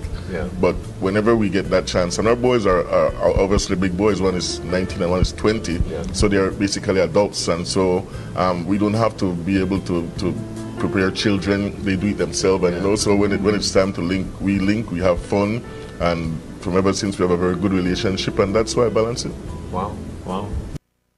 Yeah, William Dawson. You listen to his words. I'm sitting here and I went back right into that space. Into that space. I can honestly say that sitting with him, having that discussion with him, it wasn't just for kicks or for show. You could genuinely feel the energy and the belief in what he does, you know, and he tried his utmost best to do and to spread that kind of belief into the community, not just through his the LIU, but as his other previous jobs as an activist within the community. Yeah. Mr. William Dawson, of course, you will be missed, and we just hope that your children are okay, your family is okay. We extend that deep condolences to your wife and your kids and the rest of your family. You know, and I'd just like to go through what the Commissioner of Police had made mention this morning on his social media page. It says here, every day is another sad news. Yeah. Our sincerest condolence to the Dawson family as they mourn the passing of their dear son, brother, husband, and uncle, Mr. William Dawson. William, as we would call him, was a very gentle and kind soul. He was the head of our leadership intervention unit, which contributed significantly to the stemming of gang violence on the streets of Belize City. He worked tirelessly with the at-risk youth to guide them away from the destructive gang path. He never watched the clock once something happens, no matter the time of the day or night, he is sure to respond. He truly had the heart of a lion and the tendency of a tiger. We at the Belize Police Department are surely going to miss this kind soul, this gentle human being, this good citizen and loving husband. Another young soul gone too soon. Rest in peace, and rest in eternal peace, my brother. Our Lord now have a great interventionist at his side. Wonderful. Words from the Belize Police Commissioner. You know, and we continue to say, April, you know, we try to live life as best as possible, but we will live on with the memory of William Dawson, because indeed he was a great Belizean person, a great Belizean activist. A productive member of society, and I can only say that the young men that he worked with, I can honestly believe that they are also feeling the loss of this. He tried his hardest to do his work within his community. He was an active member of society throughout his entire career. He just wanted betterment for his community, and you see that, you resonate with that, and you can only hope that he was able to inspire and create other William Dawsons in his community. Indeed. So, William Dawson, rest in peace. We've got to go. We had a great show this morning. Started things off. Yeah, go ahead. Started things off with UDP candidate for Belmopan, Colonel George Lovell, aspiring candidate. It was a great conversation as he made his speech to his folks there in Belmopan. And February 5th is the convention. So and may the best person win for that municipality. And of course, we continue the show with International Customs Day, or the discussion surrounding International Customs Day, which is tomorrow, the 26th day of January.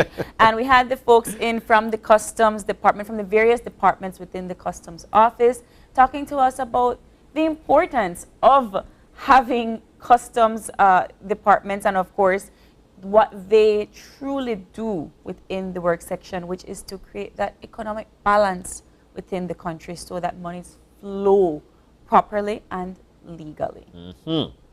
And we end things off with the Belize City Council, always a vibrant team, always a good time with them. Their super sale is coming up this weekend, this Saturday. It's going to be a great time. It's the Valentine's Day edition. You will get the opportunity to buy those Valentine's Day gift for your loved ones and enjoy what Belize City has got to offer. And not just Belize City, John, but I know they didn't mention it here, but they've mentioned it on other interviews where they get small businesses from the entire country that come out and, you know, make do with that super sale. It has been a great asset to many small businesses. So I really enjoy this initiative. Exactly. It takes us to build us, and that is what they're doing there. You did say, because it's that time to say goodbye, you did say it's time to say goodbye, but I have to ask you first. You have a birthday shout out before we say goodbye. I just have to ask. I'd like to say a big happy birthday to my uncle Hilton Garbut. Not to my uncle, man. You know, love the guy. He teaches there at Toledo Community College.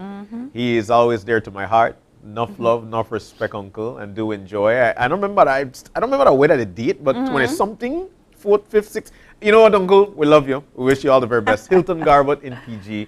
Happy birthday greeting to you. And I'm about to pull a John as well, because I do too have a birthday shout out. And I want to say I want to say hi, first of all, to my family that is in Texas. They watch every day? Single show. They always send me texts. They enjoy watching our interviews and so forth, John. And so to say a big thank you to my Uncle Aaron and the family up in Texas for always watching us. But because I know that how to watch, right? Because they say we need to do a birthday shout out. So we want to say a very, very happy birthday to my cousin Sadie.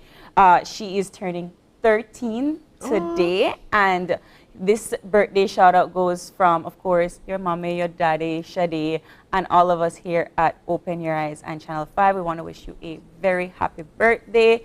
Theo says, keep shining your light and have a beautiful day. So happy birthday, Sadie. All right, and with that, we've got to go. It was a great time. It was a great time. If you've got any birthday shout out, any concerns, questions, drop us a line at oye@channel5belize.com. And of course, you can always catch our live stream right here on Facebook at Open Your Eyes BZ and our highlights on Instagram at OYE. Then do us a favor, do yourself a favor. You could join us again tomorrow when you open your eyes. And just start your morning, right? As per usually, keep your eyes, your mind, and your hearts open. We're going to see you soon. Remember, it's a great day to be great. I continue. Myself and April, and of course, our entire crew here at Channel 5 continue to share that with you. It's a great day to be great. There is never a time to not be great. You are great in whatsoever you do, because that is who you truly are. Enjoy your day, Belize. Bye-bye. Bye. Is fine. finally here.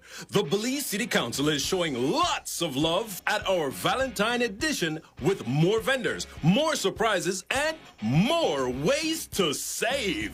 Make your way to the Downtown Super Sale on January 28th, 2023 for the largest shopping experiences in Belize. A day filled with amazing deals, food, excitement for the whole family, and performances by TLC Band and Alex Evans on Steel Pan.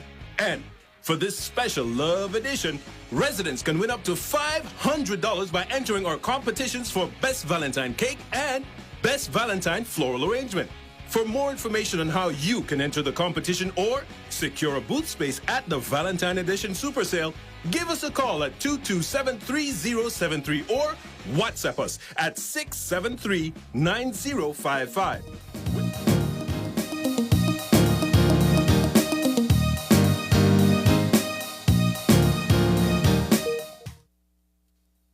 Open Your Eyes was brought to you by the Belize Bank. Our country, your bank.